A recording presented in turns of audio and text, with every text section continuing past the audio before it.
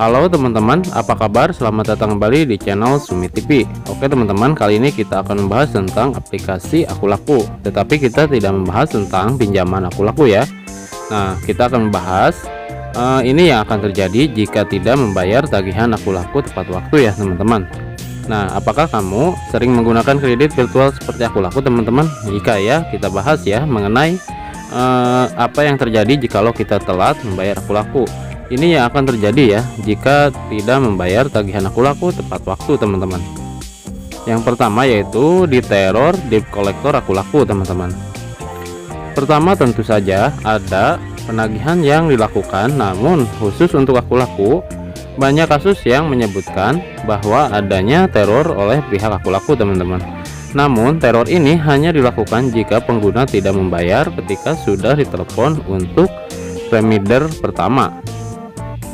Sebagian orang juga ramai membahas tentang penagihan Akulaku yang tidak sopan, bahkan ada ancaman akan menelepon orang-orang terdekat kreditur.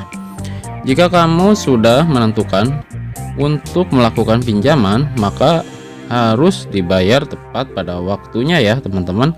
Jangan sampai ditelepon karena kamu belum membayar atau menunggak tagihan.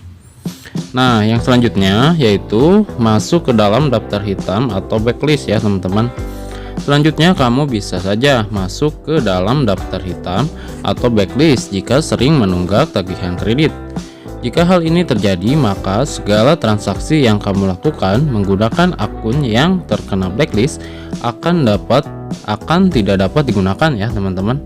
Seperti itu. Tak hanya itu, seluruh data yang kamu gunakan untuk mendaftar di Akulaku ya bisa saja ikut kena blacklist di tempat pinjaman fintech lainnya ya teman-teman. Jadi harus tepat waktu ya teman-teman. Terus yang selanjutnya, skor pinjaman menurun teman-teman. Akulaku menerapkan skor atau kredit skor yang mencirikan dari aktivitas kamu dalam penggunaan kredit. Jika pembayaran yang kamu lakukan selalu tepat waktu dan tidak pernah bolong, maka skor yang kamu dapatkan akan meningkat teman-teman. Ada 3 level yang ditentukan oleh Akulaku, yaitu Fair, Good, dan Very Good. Pastikan kamu berada di level Good ke atas ya. Jika skor kamu rendah, maka akan berpengaruh terhadap permohonan kredit serta jumlah maksimal pinjaman kamu di kemudian hari ya teman-teman, jika kamu ingin mengajukan pinjaman lagi. Nah, yang selanjutnya yaitu biaya tambahan. Setiap kali kamu telat membayar tagihan, maka ada denda yang akan dikenakan dari total tagihan sebanyak 10% ya teman-teman. Biaya yang dikenakan ini juga berlaku jika ada kegagalan pembayaran.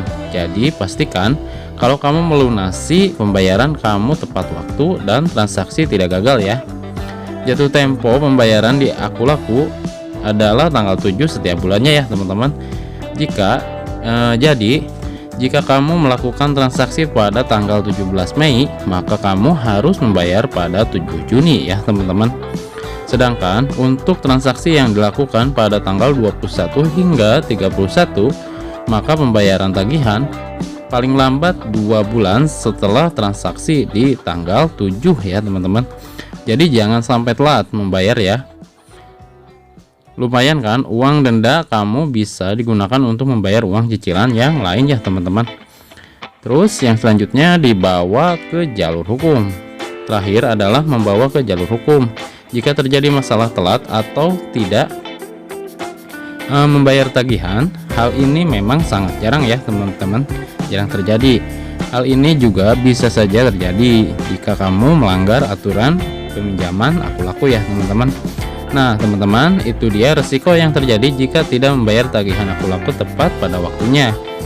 Jika kamu memutuskan untuk melakukan sebuah pinjaman, maka harus dibayarkan pada waktunya ya teman-teman. Oke teman-teman, itu dia ya yang terjadi jikalau teman-teman telat membayar pinjaman atau tidak tepat membayar pinjaman di aplikasi Akulaku ya teman-teman. Oke teman-teman, jangan lupa share, like, dan subscribe ya. Sampai jumpa di video selanjutnya.